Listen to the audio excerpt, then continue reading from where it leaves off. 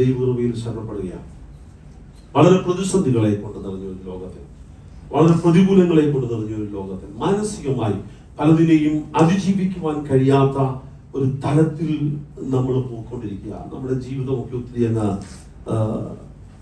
നിരാശപ്പെടുന്ന, ഞാൻ പ്രാർത്ഥിച്ചിട്ടും ഒന്നും നടക്കുന്നില്ലല്ലോ,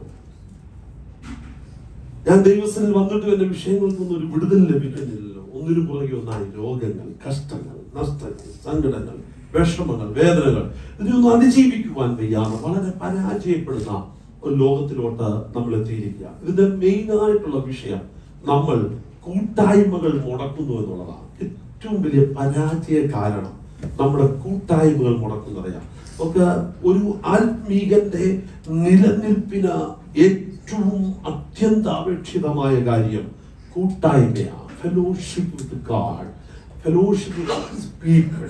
നമുക്ക് ആ കൂട്ടായ്മകൾ ഉണ്ടെങ്കിലേ ഒരു സൺഡേ വർഷിപ്പും കൊണ്ട് എല്ലാം നമുക്ക് കിട്ടിയെന്നൊന്നും ചിന്തിക്കുന്നത് അത് നടക്കുന്ന കാര്യമല്ല. സൺഡേ വർഷിപ്പ് നമ്മൾ ഒത്തിരി റഷ് ചെയ്യുകയാണ്. എങ്ങനെങ്കിലും എളുപ്പം ഈ സമയത്തിനുള്ളിൽ ഇതെല്ലാം തീർക്കണം. 5 മിനിറ്റ് കൂടിപ്പോയാൽ നിങ്ങളുടെ വിഷമവും ഭാരവും ഒക്കെ ദൂരെ കളഞ്ഞിട്ട് നിങ്ങൾ പാസ്റ്ററെ പറയാൻ തുടങ്ങും. അന്നേരം നമുക്ക് വളരെ കുറഞ്ഞ സമയം സഹായമുള്ള നടക്കണം. കൂട്ടായ്മകളാണ് നമ്മളെ ബലപ്പെടുത്തുന്നത്. ഈ ദിവസങ്ങൾ നമുക്കില്ലാതെയാകുന്ന ഒത്തിരി വിഷയങ്ങളുണ്ട്. ഞാൻ എളുപ്പം ചില കാര്യങ്ങളെ നിങ്ങളുമായി ഒന്ന് ഷെയർ ചെയ്ത് പ്രാർത്ഥിക്കുവാനായിരുന്നു പകൽ ആഗ്രഹിക്കുന്നത്. ഫിലിപ്പിയ ലേഖനം 4-ാമത്തെ അധ്യായം അതിന്റെ 4 മുതൽ 9 വരെയുള്ള വാക്യങ്ങൾ വായിച്ചാട്ടെ. Philippians chapter 4 verse 4 to 9. കർത്താവിൽ എപ്പോഴും സന്തോഷിപ്പിൻ. യെസ്. നിങ്ങളുടെ സൗമ്യത സകല മനുഷ്യരും അറിയട്ടെ. ഒന്നിനെ കുറിച്ചും വിചാരപ്പെടരുത്.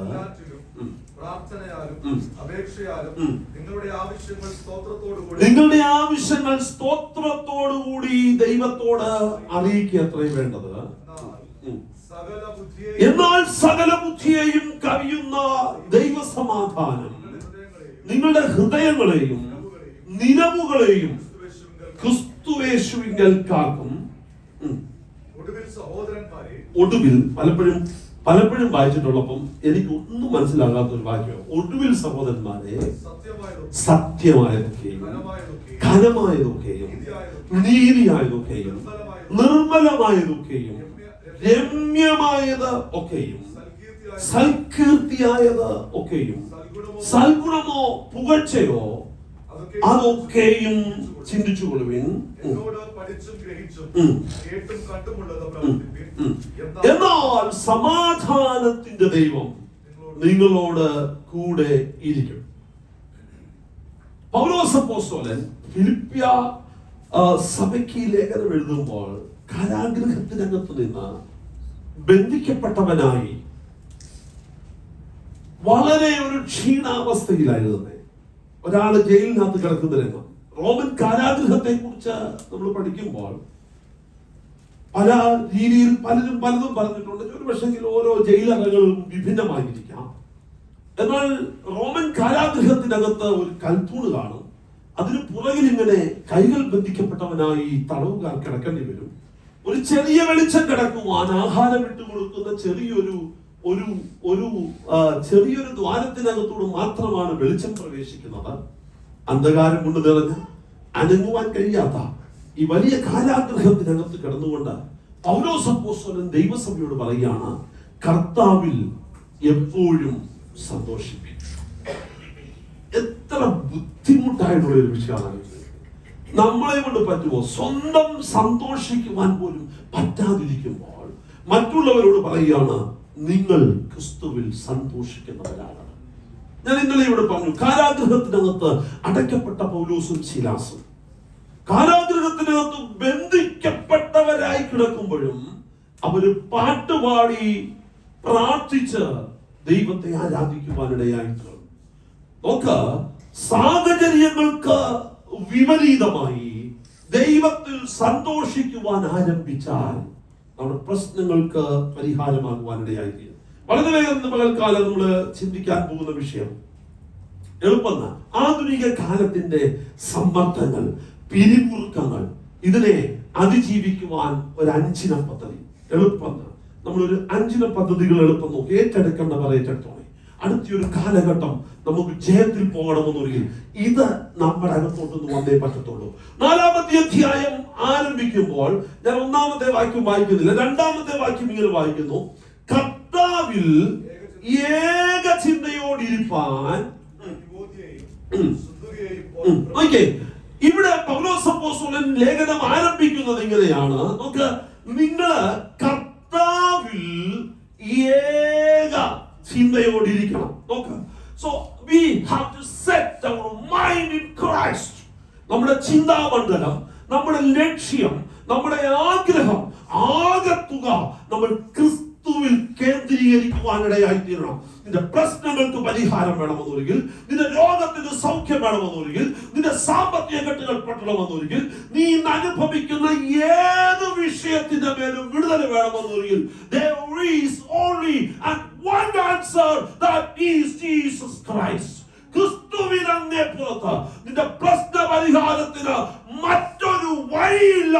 ക്രിസ്തുവിലേക ചിന്തയോടെ ഇരിക്കുന്നുവെന്നൊരിക്കൽ, യേശുവിൽ നീ ആശ്രയിക്കുന്നുവെന്നൊരിക്കൽ, നിന്റെ ചിന്താമണ്ഡലം യേശുവിന് കൈമാറുന്നുവെന്നൊരിക്കൽ, നിന്റെ ഓണർഷിപ്പ് നീ യേശുവിന് ട്രാൻസ്ഫർ ചെയ്യുന്നുവെന്നൊരിക്കൽ, നിന്റെ വേദനകൾ നീ യേശുവിന് ട്രാൻസ്ഫർ ചെയ്യുന്നുവെന്നൊരിക്കൽ, നീ കടന്നു പോകുന്ന ജീവിത സാഹചര്യങ്ങളെ നീ യേശുവിന് കൈമാറുന്നുവെന്നൊരിക്കൽ, ഇന്ന് പകൽക്കാലം ഉത്തരവാദിത്തപ്പെട്ട ഒരുത്തനുണ്ട്.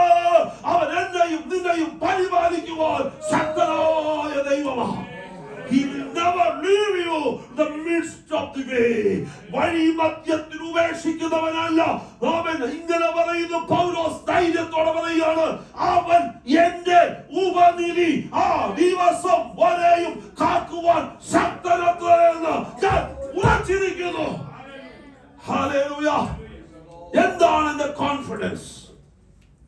ഞാൻ ആരെ വിശ്വസിച്ചിരിക്കുന്നുവെന്ന് ഞാൻ അറിയുന്നു. I know whom I believed. എത്ര പേർക്ക് ക്രിസ്തുവിൽ അടിയറച്ച ഒരു ബോധമുണ്ട്? ഞാൻ ആരെ വിശ്വസിച്ചിരിക്കുന്നു എന്ന് എനിക്കറിയാം. So let's set our mind in Christ. ക്രിസ്തുവിൽ നമ്മുടെ ചിന്താമണ്ഡലങ്ങളെ, ക്രിസ്തുവിൽ നമ്മുടെ ആശ്രയത്തെ, ക്രിസ്തുവിൽ നമ്മുടെ ആഗ്രഹത്തെ ഒന്ന് സെറ്റ് ചെയ്ത് മുൻപിലോട്ട് പോകാതെ അവിടെ സമാധാനത്തിന്റെ വലിയൊരു കവിഞ്ഞൊഴുക്ക് ഉണ്ടാകുവാനിടയായി തീരും. ഞാൻ എളുപ്പം 5 കൂട്ടം കാര്യങ്ങളെ അവൻ നിങ്ങളോടൊന്ന് ഷെയർ ചെയ്യുവാൻ ഞാൻ ആഗ്രഹിക്കുന്നത്. നോക്കാം, കഴിഞ്ഞ കാലങ്ങളിലെ പരാജയങ്ങൾ നമുക്കുണ്ട്.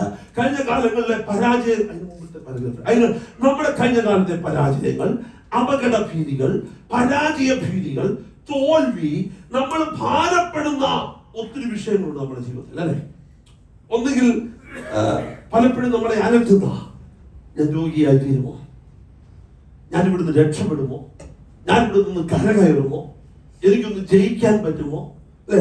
കഴിഞ്ഞ കാലത്തെ കുറച്ച് പരാജയങ്ങൾ, കുറച്ച് നമ്മുടെ കുറ്റബോധങ്ങൾ ഉണ്ടാകാം, അല്ലെങ്കിൽ നമുക്ക് ഭാവിയെ കുറിച്ചുള്ള ആശങ്കകൾ, ഉത്കണ്ഠകൾ ഉണ്ടാകാം. ഇതൊക്കെ നമുക്ക് എന്ത് ചെയ്യും? ജീവിതത്തിൽ ഇങ്ങനെ പിരിമുറുക്കം ഉണ്ടാക്കിക്കൊണ്ടിരിക്കും, നമ്മളെ ആകെ സ്ട്രെസ്ഫുൾ ആക്കും.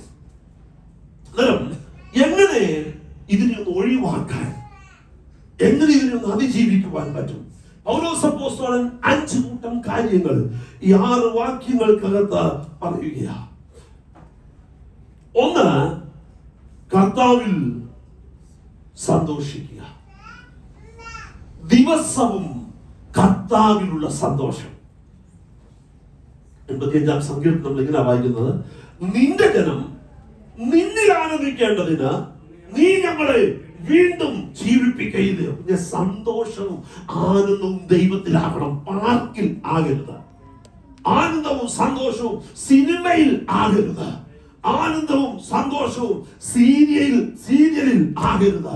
ആനന്ദവും സന്തോഷവും സിനിമാ പാട്ട് കേട്ട് പോകുന്നതിനാകരുത്. അവൻ ചെവിക്കാത്ത 2 കുന്തമെടുത്ത് വെച്ച പിന്നെ ഇവൻ എന്നാ കേൾക്കുന്നത് അടുത്തിരിക്കുന്നവന് പോലും അറിയുന്നില്ല. അത് വെച്ചുള്ള പാട്ട് കേൾക്കൽ അല്ല നിന്റെ സന്തോഷം. സങ്കീർത്തനക്കാരൻ പറയുന്നു, നിന്റെ ജനം നിന്നിൽ ആനന്ദിക്കേണ്ടതിന് നീ ഞങ്ങളെ വീണ്ടും ജീവിപ്പിക്കുകയില്ലയോ. സന്തോഷിക്കുവാൻ നമുക്കൊരിടമേ ഉള്ളൂ, ആശ്രയിക്കുവാൻ നമുക്കൊരിടമേ ഉള്ളൂ. അത് നമ്മുടെ കർത്താവിന്റെ സന്നിധി മാത്രമാണ്. Irrespective of your situation, your problems, your disappointment, be joyful in the best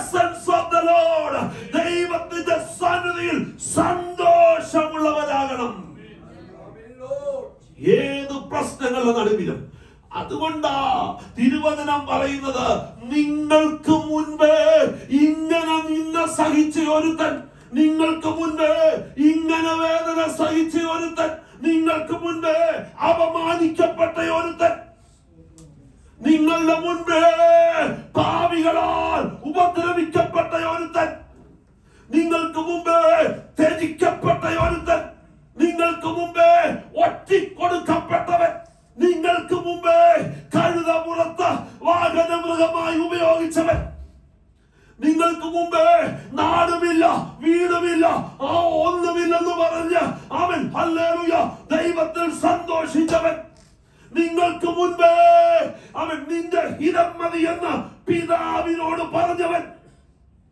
എബ്രായലേഖനത്തിലെ എഴുത്തുകാരൻ പറയുക, ഇവനെ നോക്കുവിൻ. നമുക്ക് മുൻപേ കഷ്ടം സഹിച്ച അവൻ നമ്മുടെ കർത്താവ് നമുക്ക് വേണ്ടി സന്തോഷത്തോടെ കഷ്ടം സഹിച്ച് തന്റെ ജീവിതം വെച്ചു തന്നത് എന്തിനാണെന്ന് അറിയാമോ? ഞാനും നീയും വേദനകൾ കടിമപ്പെടുവാനല്ല, ഞാനും നീയും പ്രശ്നങ്ങൾ കടിമപ്പെടുവാനല്ല, ഞാനും നിങ്ങളും അവൻ സ്വതന്ത്രരാകേണ്ടതിന്. That we may experience the abundance of his life, that we may enjoy the abundance of the kingdom of God, that we may enjoy the overflowing abundance from the heavenly realms. സ്വർഗീയ തലങ്ങളിൽ വ്യാപരിക്കുന്ന സകല നന്മകളും ഞാനും നിങ്ങളും അനുഭവിക്കേണ്ടതിന് അവൻ എനിക്കും നിനക്കും മുമ്പേ സകല കഷ്ടങ്ങളും വഹിച്ചു. കർത്താവ് പ്രാർത്ഥന പഠിപ്പിക്കുക, പിതാവേ നിന്റെ ഇഷ്ടം സ്വർഗത്തിലെ പോലെ ഭൂമിയിലും ആകേണ്ടതിന്. Let thy will be done on this earth as it is in heaven.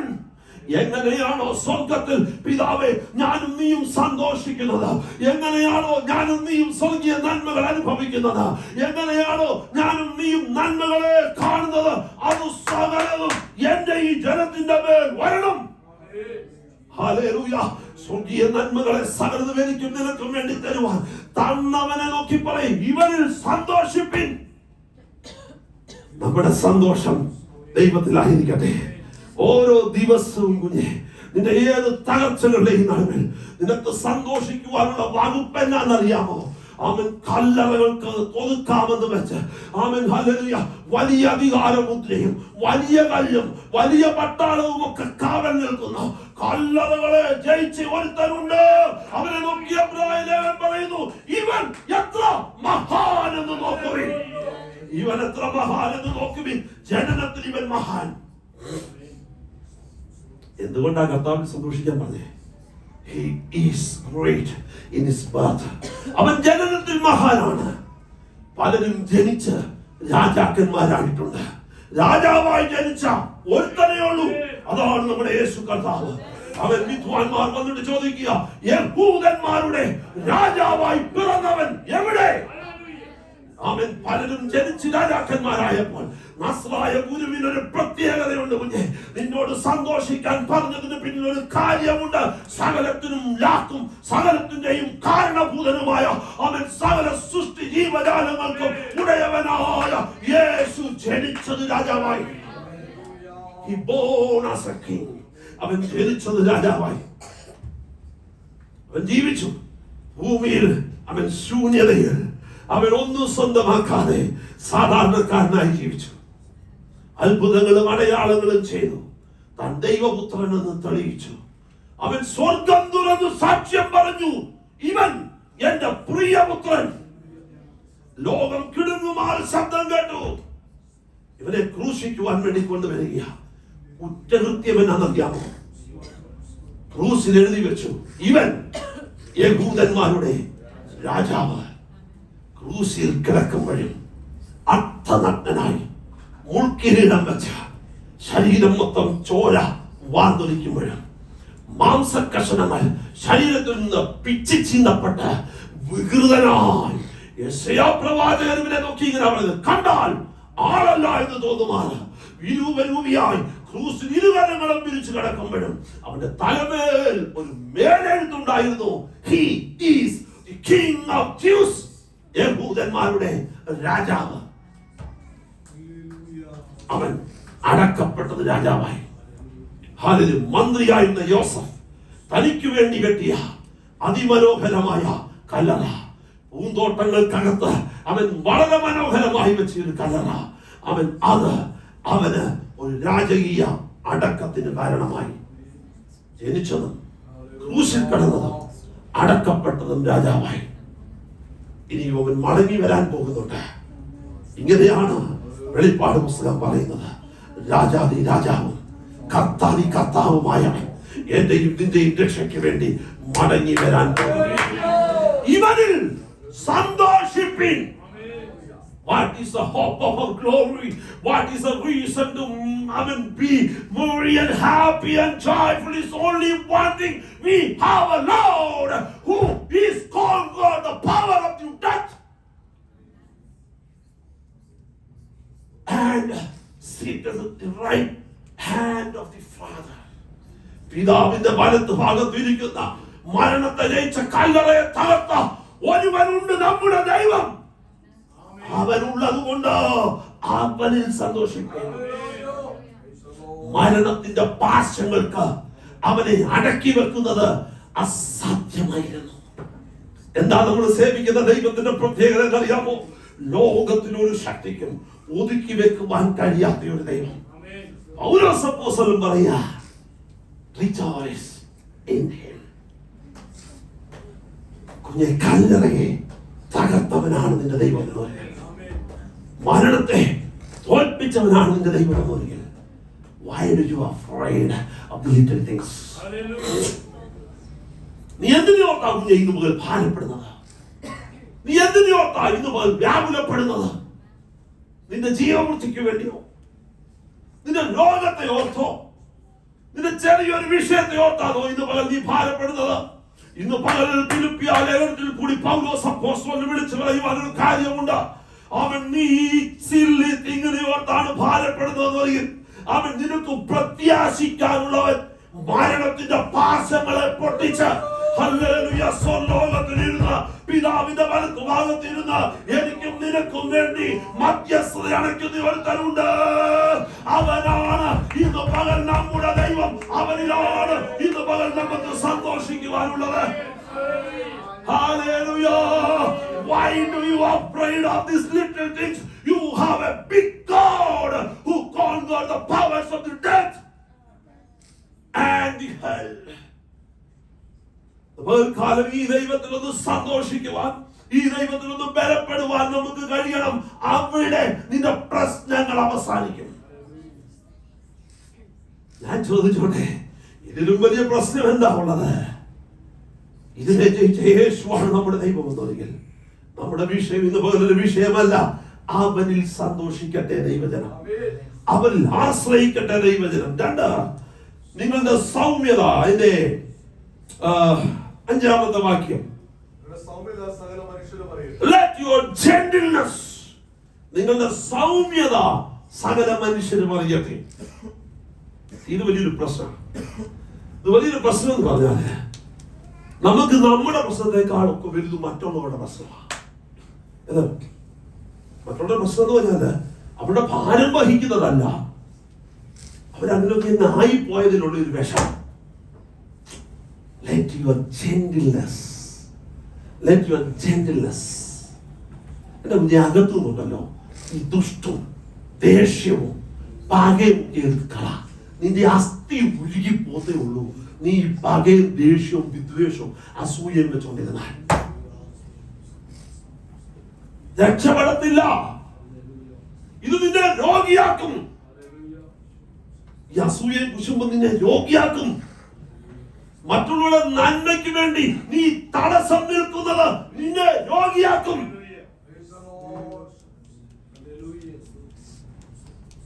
Don't stand as a stumbling block to anybody's blessing. മറ്റുള്ളവരുടെ അനുഗ്രഹത്തിന് നടുവിൽ തടസ്സമായി നമ്മൾ നിൽക്കരുത്. അവരുടെ വഴികളെ നമ്മൾ അടയ്ക്കരുത്. അവരുടെ നന്മകൾക്കെതിരെ നമ്മൾ പ്രാർത്ഥിക്കരുത്. എന്നൊരു പ്രശ്നമാണ്. എനിക്ക് കാർ ഉണ്ടെങ്കിൽ അവന് കാറ് കിട്ടിയാൽ മതി. എനിക്ക് വീടുണ്ടെങ്കിൽ അവന് വീട് കിട്ടിയാൽ മതി. എനിക്ക് ജോലി ഉണ്ടെങ്കിൽ അവന് ജോലി കിട്ടിയാൽ മതി. ഈ എന്നൊക്കെ കിട്ടിയാലും എന്റെ ശമ്പളത്തിനെക്കാട്ടില്ല അവൻ്റെത് കൂടെ. ഞാൻ പറയട്ടെ, ഈ ചിന്താഗതി നിന്നെ രോഗിയാക്കുന്നില്ലേ? ആരോടും വിദ്വേഷം വെക്കല്ലേ, പിണക്കം വെക്കല്ലേ. എന്ത് പറ്റുമെന്ന് അറിയാമോ? അവർ നമ്മളോട് ചെയ്തതിന് അവരും മേടിക്കട്ടെ. നമ്മുടെ മനസ്സിനെടുത്ത് കള. Why do we want to be destroyed by these old unwanted heavy burdens? ഈ വേണ്ടാത്ത ചുമട് ചുമന്ന് എന്തിനാ നമ്മൾ നമ്മളെ തന്നെ നശിപ്പിക്കുന്നത്, ഇല്ലാതാക്കുന്നത്? നമ്മളെ ഉപദ്രവിക്കുന്നവർ ദൈവവുമായി കണക്ക് തീർക്കട്ടെ. നമ്മുടെ മനസ്സിനകത്ത് ഇതെല്ലാം കൂടി വെച്ച് വെറുതെ ടെൻഷനാക്കി BP കൂട്ടി അവൻ കണ്ട കമ്പനിയുടെ മരുന്ന് മേടിച്ച് കഴിച്ചിട്ട് കിഡ്നി അടിച്ചു പോകാൻ ഇടയാകാതിരിക്കണമെന്നൊരു എല്ലാ ദേഷ്യവും അകത്തുനിന്ന് കളാ. നമ്മളോട് ഉപദ്രവിക്കുന്നവരോട് ദൈവം കണക്ക് തീർക്കട്ടെ. നമ്മുടെ അകത്തുനിന്ന് ദേഷ്യം പോണം, നമ്മുടെ അകത്തുനിന്ന് പക പോണം, നമ്മുടെ അകത്തുനിന്ന് ഇതൊക്കെ ഒന്ന് കളഞ്ഞെടുത്തിട്ട് പിതാവേ, ഇവർ ചെയ്യുന്നത് ഇന്നതെന്നറിയാൽ ഇവരോട് ക്ഷമിക്കണം. ക്രൂശിൽ കിടക്കുമ്പോഴും ശാന്തമായി താൻ പറയുക, കർത്താവേ, നീ ഇവരോട്, പിതാവേ, ഇവർ ചെയ്യുന്നത് ഇന്നതെന്നറിയാൽ നീ ഇവരോട് ക്ഷമിക്കണമേ. അവസാന നിമിഷവും തന്നെ ഉപദ്രവിച്ചവരോട് അവൻ ക്ഷമിക്കുവാൻ മനസ്സ് കാണിച്ച നസ്രായന്റെ അവൻ സ്വഭാവം നമ്മുടെ അകത്ത് വരട്ടെ. ദിവസവുമുള്ള ക്ഷമ നമ്മുടെ അകത്ത് വരണം. അതാ നിങ്ങളൊന്ന് ചിന്തിച്ചു നോക്കിയേ. നമ്മുടെ പ്രശ്നത്തെക്കാൾ പലപ്പോഴും നമ്മളെ പ്രശ്നത്തിൽ കൊണ്ട് ചാടിക്കുന്ന ഇങ്ങനത്തെ പ്രശ്നങ്ങളാണ്. അവരെ കാണുന്നത് എന്നോട് കഴിഞ്ഞ ദിവസം ഒരാൾ പറയുക, ഈ പാസ്റ്റർ ഞങ്ങളുടെ കൂടി പോകുന്ന കാണുമ്പോൾ തന്നെ ഞങ്ങൾക്കൊരു ബുദ്ധിമുട്ടാണ്. നിങ്ങൾക്ക് എന്തോ കുഴപ്പമോ പുള്ളി അത് വഴി പോകുന്നതിന്? പുള്ളിയെ കാണുമ്പോഴേ എനിക്ക് എന്റെ അകത്ത് കത്തുമെന്ന്. എന്താ ആവശ്യമായത്? നമ്മളെ ഉപദ്രവിച്ചവർക്ക് നമ്മുടെ അടുത്തൂടെ പോകുമ്പോ നമുക്ക് ഈ ചൊറിച്ചിലും അസ്വസ്ഥയൊന്നും ഉണ്ടാകല്ല. ദൈവവും അവനുമായി തീർക്കുന്നതയോ മക്കളെ. ആരുടെയും നന്മയ്ക്ക് ഇടം പോലിടല്ലേ. ദൈവത്തോട് തീർത്തും കർത്താവേ, നീ അവരെ അനുഗ്രഹിക്കണമെന്ന് പ്രാർത്ഥിക്കുക. നീ അവരെ അനുഗ്രഹിക്കണമെന്ന് പ്രാർത്ഥിക്കുക. അവൻ ദൈവം അനുഗ്രഹിക്കട്ടെ. രണ്ട്, നമുക്കുണ്ടാകുന്ന ഒരു ജെന്റിൽനെസ്. നമ്മുടെ അകത്തുനിന്ന് ഈ ദേഷ്യം, ഈ ചിന്താഗതി, ഈ അസൂയ, ഇതൊക്കെ ഒന്ന് എടുത്തു കളയാൻ നമ്മൾ എന്തോ ഫ്രീ ആയെന്നറിയാം. നമ്മൾ ഒത്തിരി ഫ്രീ ആവും. പിന്നെ ആരെങ്കിലും ഒക്കെ നമ്മുടെ അടുത്ത് വന്ന് അവരുടെ ഇവരുടെ ഒക്കെ കാര്യം പറയുമ്പോൾ ഇന്നലെയോട് പറഞ്ഞു, തീർത്തും പറയണം, നിങ്ങളുടെ കാര്യം എന്തെങ്കിലും ഉണ്ടെ പറ. ഞാൻ നിങ്ങളുടെ അടുത്ത് നീ എന്റെ കാര്യം പറ. ബിനു എന്റെ അടുത്ത് വന്നിട്ട് ബിനുവിന്റെ കാര്യം പറഞ്ഞ പോലെ നാട്ടുകാരുടെ എല്ലാവരുടെയും കൂടെ കാര്യം പറയാൻ ബിനു അഡ്വക്കേറ്റ് ആകേണ്ട ആവശ്യമില്ല. ബിനുവിന്റെ ഭാര്യ ഉണ്ടല്ലോ അഡ്വക്കേറ്റ്. നമ്മുടെ ജോലി അതല്ല ബിനു. നാട്ടുകാരുടെ എല്ലാം കൂടെ അഡ്വക്കേറ്റ് ആകാനെന്ന് പോലെ ദൈവം നമ്മളെ വിളിച്ചത്.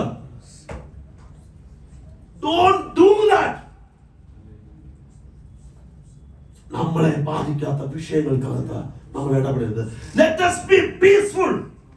At least നമുക്കൊരു പീസ് ഓഫ് മൈൻഡ് ഉണ്ടാവുക. ഈ വെല്ലോന്റെ കാര്യം പറഞ്ഞ് അവരുടെ വീട്ടിലത്, ഇവരുടെ വീട്ടിലത്, അവന്റെ വീട്ടിൽ എന്തായാലും ബുദ്ധം ഉണ്ടാകട്ടപ്പാ. നമ്മൾ സമാധാനത്തോടെ ഇരിക്കുക. Let us be peaceful in Christ. വേണ്ട അകാരണമായ ഭാരങ്ങളും അകാരണമായ ചിന്തകളും വേണ്ടാത്ത വിഷയങ്ങളും നമ്മളെ വലിച്ചിഴയ്ക്കുവാൻ ഇടയായി തീരരുത്. വേണ്ടിയ കാര്യം മാത്രം ചെയ്യുക. Let us have the gentleness in us. ആ നല്ല സ്വഭാവം നമ്മുടെ അകത്തുണ്ടാകട്ടെ. നമുക്ക് പലപ്പോഴും നമ്മുടെ വീട്ടിൽ വലിയ സംഭവം നടക്കുമ്പോഴും നമ്മളത് മൊത്തം മറച്ചു വെച്ചിട്ട് വല്ലോന്റെയും വീട്ടിലെ ചെറിയ കാര്യം നമ്മുടെ വീട്ടിലെ വലിയ സംഭവത്തെക്കാൾ വലിയതാക്കി പ്രസംഗിക്കാൻ നമ്മൾ മെടുക്കരാ. Please avoid that. നമുക്കത് കളയാൻ തരും മക്കളെ. നമ്മുടെ അകത്തുനിന്ന് ആ സ്വഭാവം ഒന്ന് മാറട്ടെ. നമ്മുടെ അകത്തുനിന്ന് മാറട്ടെ. Let us be peaceful. നമ്മുടെ കുഞ്ഞുങ്ങളെയും നമ്മുടെ കാര്യമൊക്കെ നോക്കിപ്പോ അത് മതിനെ. അതുകൊണ്ട് മറ്റുള്ളവരുടെ കാര്യത്തിൽ ഇനി മുതൽ ഞാൻ കൈ നീട്ടത്തില്ല. നല്ല ആഹാരം തരത്തില്ല. കാരണം പാസ് പറഞ്ഞിട്ടുണ്ട്, എനിക്കും ഭാര്യയ്ക്കും മക്കൾക്കും മാത്രം കൊടുത്ത അതല്ല ഞാൻ പറഞ്ഞത്. ഞാൻ പറഞ്ഞത് മറ്റുള്ളവരെ കുറിച്ച് നമ്മളൊന്ന് സംസാരിക്കേണ്ടതാണ്. Let us be peaceful. അവിടെ ഞാൻ ഈ പറഞ്ഞത് എനിക്കറിയാം നിങ്ങളുടെ എത്ര പേർക്ക് നല്ലപോലെ മനസ്സിൽ എന്ത് സമാധാനം ഉണ്ടാകുന്ന അറിയാമോ? ഈ ഒരു വിഷയത്തിൽ മാറിയും പീസ്ഫുൾ ആകുന്നു. നമ്മുടെ ജീവിതത്തിന്റെ 50% of the problem will be vanished if you follow the second point. ഈ രണ്ടാമത്തെ ഒറ്റ പോയിന്റ് കേന്ദ്രീകരിച്ചാൽ ജീവിതത്തിന്റെ 50% പ്രശ്നങ്ങൾക്ക് പരിഹാരമായി. അത് നമ്മൾ രക്ഷപ്പെടും. മൂന്നാമത്തെ വിഷയം, അതിന്റെ ആറാമത്തെ വാക്യം. ഒന്നിനെ കുറിച്ചും വിചാരപ്പെടരുത്.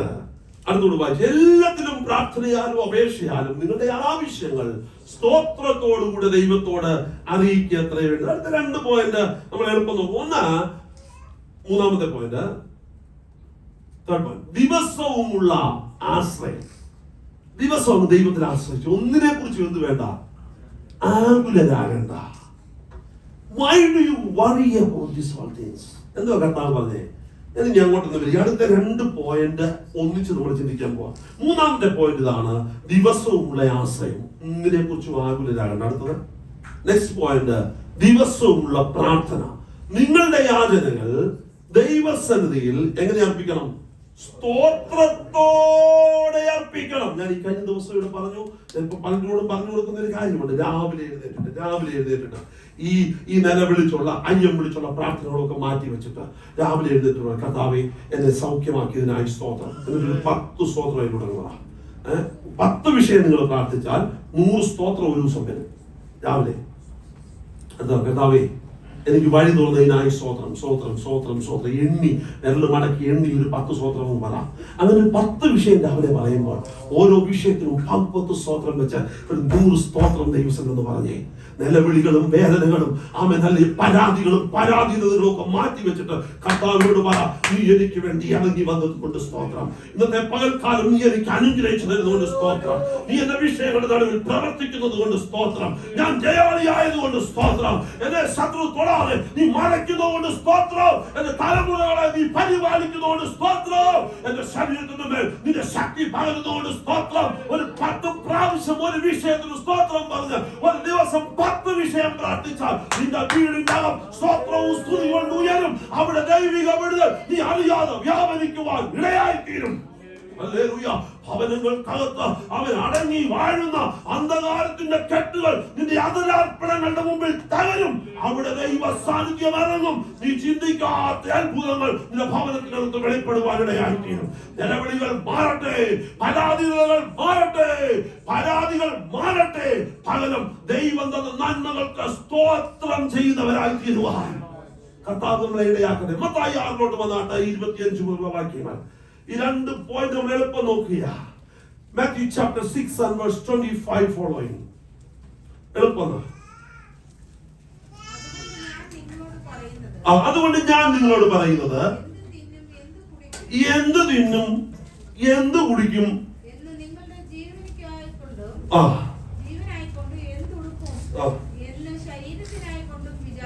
വിചാരപ്പെടരുത്. നമുക്ക് ബ്രേക്ക്ഫാസ്റ്റ് കഴിയുന്നതിന് മുമ്പ് നമ്മുടെ വിഷയം ലഞ്ച് എന്നാണെന്നുള്ളതാ. ബ്രേക്ക്ഫാസ്റ്റ് കഴിച്ച് കൈ കഴുകുന്നതിന് മുമ്പ് ഇന്ന് ലഞ്ചിന് എന്നാന്നുള്ള നമ്മുടെ വിഷയം അല്ലേ. ബിനുവിനോട് അല്ല, പേടിക്കണ്ട. ബിനു പറഞ്ഞ അവന്റെ മുഖത്തോട് അവൻ അവിടുന്ന് കിട്ടും പോലെ അവൻ ബസ്സിൽ നിന്നാ കഴിക്കുന്നത്. അതായത് നമ്മളെ ജീവിതത്തിൽ എന്ത് ചെയ്യല്ല, ഈ ബ്രേക്ക്ഫാസ്റ്റ് കഴിയുന്നതിന് മുമ്പേ ലഞ്ച് എന്നാ, ലഞ്ചിൽ നിന്നിട്ട് കൈ കഴിയുന്നതിന് മുമ്പ് ഡിന്നർ എന്നാ, ഇതിനെ കുറിച്ചൊന്നും ഓർത്ത് വെറുതെ തകരാതിരിക്കാൻ കർത്താവ് പറയുക.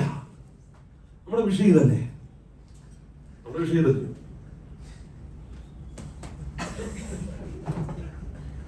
എന്തെങ്കിലും തിന്നണം.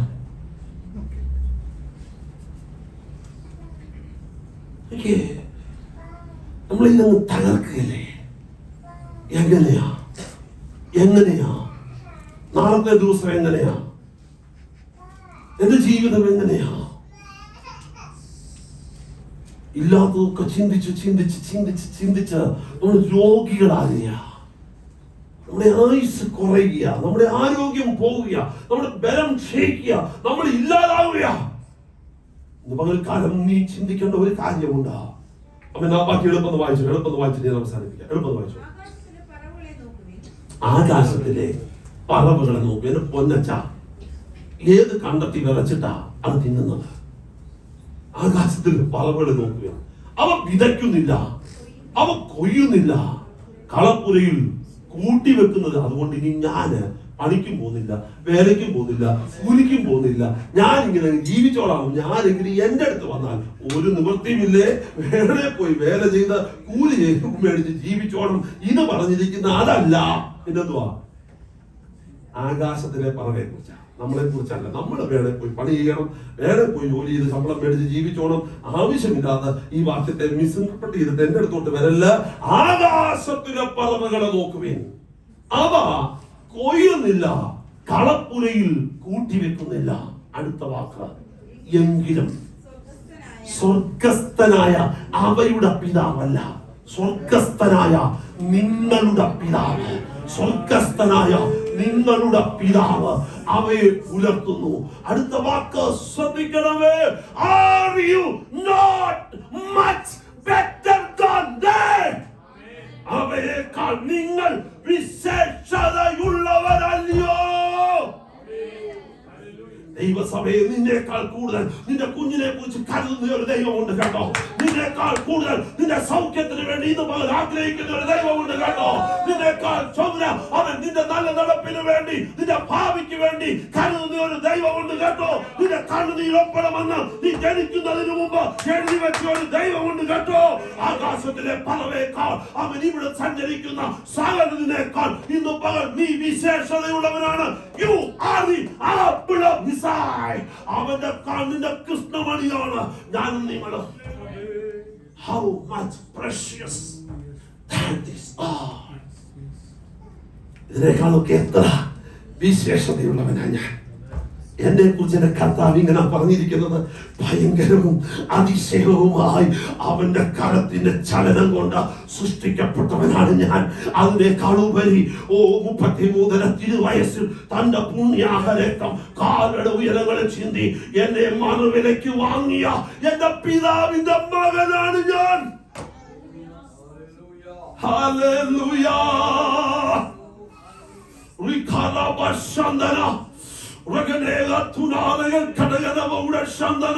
എവിടൊക്കെയോ തകർന്ന, എവിടൊക്കെയോ തരിപ്പണമായി അവൻ ഇനി എനിക്ക് മുൻപിലോട്ടൊരു വഴിയില്ല, എനിക്കൊരു നന്മയില്ല, ഞാൻ ഇങ്ങനെ അവസാനിക്കുമോ? എന്റെ ശവക്കുഴി വരെ കണ്ണുനീര് മാത്രമാണോ എന്ന് പറഞ്ഞ് ഇന്ന് പകൽ ഈ ആരാധനയിൽ സംബന്ധിക്കുന്ന നിനക്ക് കൈമാറുവാൻ ഒരു ദൂതുണ്ട്. നിന്നെ കുറിച്ച് വിചാരപ്പെടുന്ന ഒരു ദൈവം, the God who cares for you, the God who concerns of you. ഇന്ന് പകൽ ആ ദൈവം നിന്റെ ദൈവമാണ്. ഇന്ന് പകൽ ആ ദൈവം നിന്റെ പിതാവാണ്. ഇന്ന് പകൽ ആ ദൈവം നിന്റെ ഉദ്ധാരകനാണ്. മനുഷ്യൻ മൊത്തം എഴുതി തള്ളി എന്നോർത്ത് നിന്റെ വീട്ടുകാരും നാട്ടുകാരും കൂട്ടുകാരും നിന്റെ നോക്കി കമന്റ് അടിച്ചതോർത്ത് നീ വിഷമിക്കണ്ട കുഞ്ഞേ. മച്ചി എന്ന് പറഞ്ഞവർക്ക് ഇതാറാം മാസം ഇന്ന് പകൽ എനിക്ക് ദൈവസ്ഥനിൽ വിളിച്ചു പറയാനുള്ള ദൂതത. എവിടെയെങ്കിലും ഒക്കെ നീ അപമാനിക്കപ്പെട്ടെന്നൊരിയിൽ, എവിടെയെങ്കിലും ഒക്കെ നീ നിന്ദിക്കപ്പെട്ടെന്നൊരിയിൽ, എവിടെയെങ്കിലും ഒക്കെ നീ വേദനിക്കപ്പെട്ടെന്നൊരിയിൽ, മറ്റുള്ളവരുമായി നിന്നെ കമ്പയർ ചെയ്ത് അവരുടെ അത്രയൊക്കെ കഴിവില്ലാത്തവരെന്നൊക്കെ പറഞ്ഞ് നിന്നെ എഴുതി തള്ളിയെന്നൊരിയിൽ, നിനക്ക് കിട്ടിയത് ഇതൊക്കെയല്ലേ എന്ന് നാട്ടുകാരും വീട്ടുകാരും പറഞ്ഞു വന്നൊരിയിൽ, ഹല്ലേലൂയ, ഹല്ലേലൂയ. ഇന്ന് പകൽക്കാലം കർത്താവിന് കൈമാറാൻ ഒരു ദൂതുണ്ട്. നീ ഇവയെക്കാളൊക്കെ വിശേഷതയേറിയവനാ. കേൾക്കുന്നു. മാത്യു 6.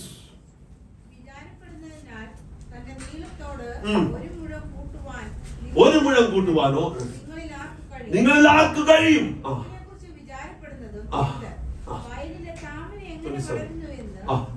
വയലിലെ താമര എങ്ങനെ വളരുന്നുവെന്ന് നിരൂപിപ്പിൻ. അവൻ അധ്വാനിക്കുന്നില്ല, നൂൽക്കുന്നതുമില്ല. എന്നാൽ ശലോമോൻ പോലും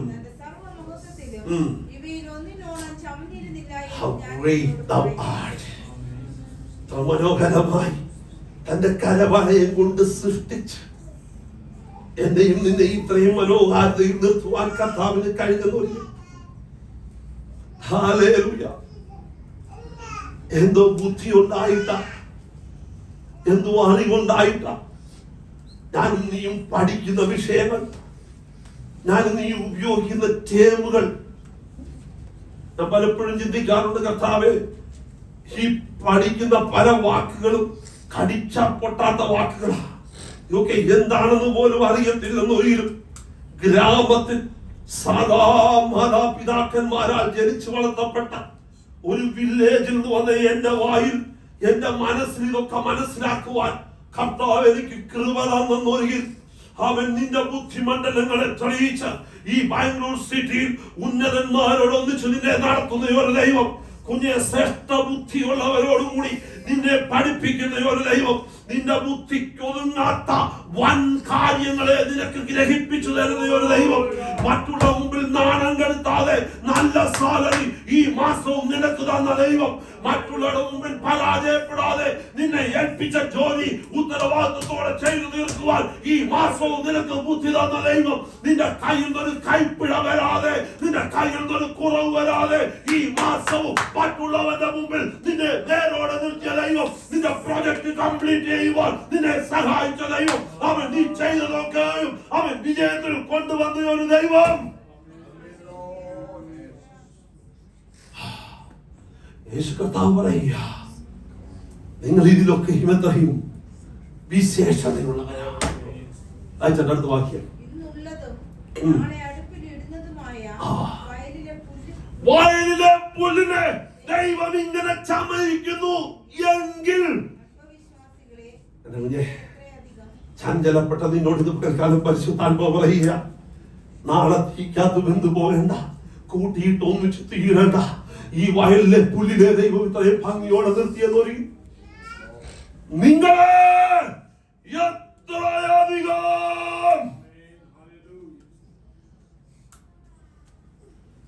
പറയാൻ എന്റെ ദൈവം ഇതിലധികമായി പറ്റാൻ പോവുകയാണ്, എന്റെ ദൈവം ഇതിലധികമായി നടത്താൻ പോവുകയാണ്, എന്റെ ദൈവം ഇതിലധികം, അടുത്ത വാക്യം കൂടെ എളുപ്പം, എന്റെ ദൈവം ഇതിലധികമായി പരിപാലിക്കും. ആകയാൽ നിങ്ങൾ എന്തു തിന്നും എന്തു കുടിക്കും എന്നിങ്ങനെ വിചാരപ്പെടരുത്. Do not worry about these all things. അടുത്ത വാക്യം, ഈ വകയൊക്കെയും പ്രതീക്ഷയില്ലാത്ത, പ്രത്യാശയില്ലാത്ത, ദൈവമില്ലാത്തവന്റെ പണിയാ. സ്വർഗസ്ഥനായ നിങ്ങളുടെ പിതാവ് ഇത് നിങ്ങൾക്ക് ആവശ്യമെന്ന് അറിയുന്നു. അടുത്ത വാക്യം കൂടി എളുപ്പമാണ്, മുമ്പേ ഒരു രാജ്യവും നീതിയും അന്വേഷിപ്പിൻ, അതോടുകൂടി ഇതൊക്കെയും നിങ്ങൾക്ക് ലഭിക്കും. കളവ് കൂടാതെ വാഴത്തരുന്ന the God who provides in abundance, an exceeding great reward. എനിക്ക് ദൈവത്തിന്റെ വാക്കുകളൊക്കെ ഒത്തിരി ഇഷ്ടമാണ്. അവൻ 15-ാമത്തെ അധ്യായത്തിൽ ദൈവം അബ്രഹാമിനോട് പറയുന്നത്, I am the exceeding reward, exceeding abundantly exceeding reward. The God is the God of abundance. നമ്മുടെ ദൈവം സമൃദ്ധിയുടെ ദൈവമാണ്. നമ്മുടെ ദൈവം എക്സീഡിംഗ്ലി, നാം ചോദിക്കുന്നതിലും നനയ്ക്കുന്നതിലും അത്യന്തപരമായി നൽകി തരുന്നവൻ. ഒന്നിനെ കുറിച്ചും വിചാരപ്പെടരുത്. സകലത്തിലും പ്രാർത്ഥനയാലും സ്തോത്രത്താലും നിങ്ങളുടെ ആവശ്യങ്ങളെ ദൈവത്തോട് അറിയിക്കുക.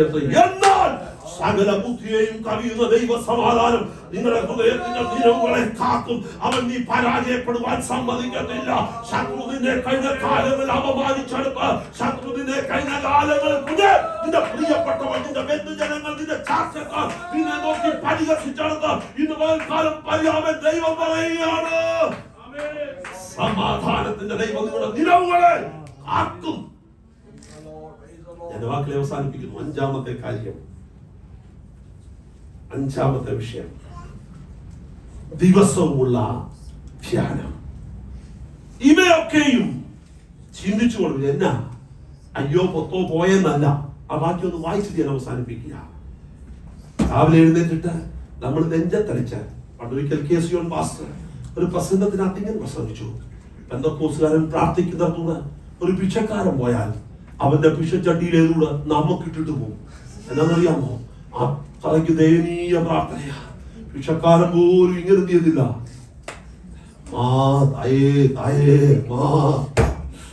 എന്നെ അറിയാം മക്കളെ, നമ്മക്കളെങ്കിൽ അവകാശികളാ. സ്വർഗ്ഗസ്ഥനായ നിങ്ങളുടെ പിതാവ് നിങ്ങൾക്ക് മുമ്പേ ഇതൊക്കെ അറിയുന്നില്ലയോ? അതുകൊണ്ടൊന്നും ചോദിക്കല്ലെന്നല്ല, ഒന്നും പറയില്ലെന്നല്ല ഞാൻ പറഞ്ഞത്. ഞാൻ പറഞ്ഞത് എന്താണെന്നറിയാമോ? ഇവയൊക്കെയും ചിന്തിച്ചോളൂ. എന്തുവാ ആ വാക്യം ഒന്ന് വായിച്ചാട്ട് പറയാ. ആരാണ് വായിച്ചാട്ട്? ഫിലിപ്പിയ ലേഖനം. ഒടുവിൽ സഹോദരന്മാരെ എന്നാ ചിന്തിക്കണ്ടേ? എന്തോന്നിട്ട് എങ്ങനെ കമ്പിപ്പാലയ്ക്ക് കുത്താമെന്നല്ല, എന്തോ പിന്നെ വേണ്ടിയേ? സത്യമായതൊക്കെയും ഘനമായതൊക്കെയും നീതി കെട്ട പരിപാടിക്ക് പോകില്ലേ? നീതിയായതൊക്കെയും നിർമ്മലമായതൊക്കെയും രമ്യമായതൊക്കെയും. നാളെ എങ്ങനെ ബർമ്മ പണിയാമെന്ന് ചിന്തിക്കല്ല. രമ്യമായതൊക്കെയും സൽകീർത്തിയായതൊക്കെയും സൽഗുണമോ പുകഴ്ചയോ അതൊക്കെയും ചിന്തിച്ചോളൂ. അല്ലാതെ രാവിലെ എഴുന്നേറ്റിട്ട് അയ്യോ പോയേ രക്ഷയില്ലേ, നെഞ്ചത്തടിച്ച് നിലവിളിച്ച് അത് തകർന്നു പോകാൻ അവനെല്ലാം പോയവനെ പോലെ നിരാശനായി പോകുവാനല്ല. Let us have a positive energy in the Lord, that I have a God who is in charge, who is in control, and who is the whole of my future. എന്റെ ഉപനിധി. എനിക്ക് പൗലോസിനെ അവൻ സ്വർഗത്തിൽ ചെന്നാണല്ലോ ആ മനുഷ്യനെ ഓടിച്ചൊന്ന് കെട്ടിപ്പിടിക്കണം. എന്താണെന്നറിയാമോ? ഇത്രമാത്രം വന്നിരിക്കുക. എന്റെ ഉപനിധി, എന്റെ ഉപനിധി ഞാൻ ആരെ ഏൽപ്പിച്ചിരിക്കുന്നുവെന്ന് എനിക്കറിയാം. അടുത്ത വാക്കെന്നാ? അവനത് അവസാനത്തോളം കാക്കുമെന്ന് ഞാൻ ഉറച്ചിരിക്കുന്നു. I know whom I believed. I know whom I believed. ഞാൻ ആരെ വിശ്വസിച്ചിരിക്കുന്നുവെന്ന് എനിക്കറിയാം. എന്തിനാ കുഞ്ഞേ രാവിലെ എഴുന്നേറ്റിട്ട് നിരാശയുടെ വാക്ക് പറയുന്നത്? ഒടുവിൽ സഹോദരന്മാരെ സത്യമായതൊക്കെയും ഘനമായതൊക്കെയും നീതിയായതൊക്കെയും നിർമ്മലമായതൊക്കെയും രമ്യമായതൊക്കെയും സൽകീർത്തിയായതൊക്കെയും സൽഗുണമോ പുകഴ്ചയോ അതൊക്കെയും ചിന്തിച്ചു. രാവിലെ എഴുന്നേറ്റിട്ട് നീ കരങ്ങൾ ഉയർത്തി സ്വർഗത്തിലോട്ട് നോക്കി പറ, എന്നെ അനുഗ്രഹിക്കുന്ന ഒരു ദൈവം, എന്നെ വിളിച്ചിറക്കിയ ഒരു ദൈവം, എന്നെ പരിപാലിക്കുന്ന ഒരു ദൈവം, 100-ാം വയസ്സിൽ അസ്ഥി ക്ഷയിച്ച ഗർഭപാത്രത്തിന്റെ പ്രവർത്തനങ്ങൾ മൊത്തം നിന്നുപോയ അബ്രഹാമിനും സാറയ്ക്കും സന്തതിയെ കൊടുത്ത ദൈവം. ഈ ദൈവം എന്നുവെന്നേക്കും നമ്മുടെ ദൈവമാണ്. അവൻ നമ്മെ ജീവപര്യന്തം വഴി നടത്തും. നീ തകർന്നു പോകുവാൻ ദൈവം സമ്മതിക്കത്തില്ല. അവൻ നീ തകർന്നു പോകുവാൻ ദൈവം സമ്മതിക്കത്തില്ല. നിന്നിച്ചുവിടെയും പരിഹസിച്ചുവിടെയും മുമ്പിൽ മാറ്റി നിർത്തി മാനിക്കുന്ന ഒരു ദിവസമുണ്ട്. ഇന്നത്തെ കണ്ണുനീരിന് എണ്ണി എണ്ണി എണ്ണി എണ്ണി എണ്ണി എണ്ണി എണ്ണി പ്രതിഫലം തരുന്ന ഒരു ദിവസമുണ്ട്. അന്ന് അവൻ നമ്മളെ കൊണ്ട് ആദരിക്കുന്ന ഒരു ദിവസമുണ്ട്. ആ മഹൽ ദിനത്തിന് വേണ്ടി നമുക്കൊരുങ്ങാം. വേദനകൾ മാറട്ടെ. ശോധനകളുടെ നടുവിൽ, കഷ്ടതകളുടെ നടുവിൽ, അവൻ പ്രയാസങ്ങളുടെ നടുവിൽ നമുക്ക് ഒരുമിച്ച് ദൈവകൃപയിൽ ആശ്രയിക്കാം. അതേ ദൈവം എന്നേക്കും നമ്മുടെ ദൈവം. അവൻ നമ്മെ ജീവപര്യന്തം വഴി നടത്തും. ദൈവം ഇന്ന് പകൽ നമ്മളെ അനുഗ്രഹിക്കട്ടെ. കണ്ണുകളെ അടയ്ക്കാം. ദൈവസ്ഥലം എഴുന്നേറ്റ് നിൽക്കാം. യേശു കർത്താവേ, അങ്ങയുടെ മുഖത്തേക്ക് ഞങ്ങളുടെ കണ്ണുകളെ ഞങ്ങൾ ഉയർത്തുന്നു. നസ്രയനായ യേശുവിന്റെ അധികാരമുള്ള നാമത്തിൽ ഇന്ന് പകൽ അങ്ങയുടെ ജനത്തെ ഞങ്ങൾ അനുഗ്രഹിക്കുന്നു. കർത്താവേ, അങ്ങയുടെ ജനം അനുഗ്രഹിക്കപ്പെടട്ടെ. അങ്ങയുടെ ജനം വിശാലതയിൽ വരട്ടെ. നന്മകൾ ഉണ്ടാകട്ടെ. തലമുറകൾ ലഭിക്കട്ടെ. യേശുവിന്റെ അധികാരമുള്ള നാമത്തിൽ ഇന്ന് പകൽ രോഗങ്ങൾ സൗഖ്യമാകട്ടെ. ഞങ്ങളുടെ ജനത്തിന് ഇന്ന് പകൽ രോഗസൗഖ്യം കൽപ്പിക്കുന്നു. ഞങ്ങളുടെ ജനത്തിന് വിടുതൽ കൽപ്പിക്കുന്നു. അങ്ങനെ ജനത്തിന് സമൃദ്ധി കൽപ്പിക്കുന്നു. അങ്ങനെ ജനത്തിന് അനുഗ്രഹം കൽപ്പിക്കുന്നു. അങ്ങനെ ജനത്തിന് ഉദ്ധാരണം കൽപ്പിക്കുന്നു. ഈ ജനം അനുഗ്രഹിക്കപ്പെട്ട കർത്താവേ, ഇവർ ദൈവമേ അങ്ങയുടെ സകല നന്മകളും അനുഭവിക്കട്ടെ. ഞങ്ങളുടെ നാമം ചൊല്ലി പിതാവിന്റെയും പുത്രന്റെയും പരിശുദ്ധാത്മാവിന്റെയും നാമത്തിൽ ഞങ്ങളുടെ ജനത്തെ അനുഗ്രഹിക്കുന്നു. വേദനകൾ മാറട്ടെ, സങ്കടങ്ങൾ മാറട്ടെ, ദുഃഖങ്ങൾ മാറട്ടെ. ജനം ഹൃദയത്തിൽ സന്തോഷമുള്ളവരായി സമാധാനത്തോടെ കർത്താവിനെ സ്തുതിക്കട്ടെ. ദൈവം അനുഗ്രഹിക്കണം. പ്രാർത്ഥന കേട്ടോണ്ട് സ്തോത്രം. അടികളുടെ വഴിയാത്രയിലും കൂടെ ഇരിക്കണം. അങ്ങനെ ജനവിടെ ആയിരിക്കുമ്പോൾ കാത്തുകൊള്ളണമേ. മടങ്ങി വരുമ്പോഴേ ചിലടികളിൽ മറക്കണമേ. ആർക്കും ഒരു അനർത്ഥമോ ബുദ്ധിമുട്ടോ പ്രയാസമോ രോഗമോ കഷ്ടമോ ഒന്നും വരല്ലേ. ആരും ആശുപത്രി അഭയം പ്രാപിക്കല്ലേ. ആരും മരുന്നെടുക്കുവാൻ ദൈവം സമ്മതിക്കല്ലേ. യേശുവിന്റെ അധികാരമുള്ള നാമത്തിൽ ഞാൻ അങ്ങനെ ജനത്തിന് വിടുതലും സൗഖ്യവും ആരോഗ്യവും നന്മയും കൽപ്പിക്കുന്നു. ആരും കടക്കാരാകല്ലേ.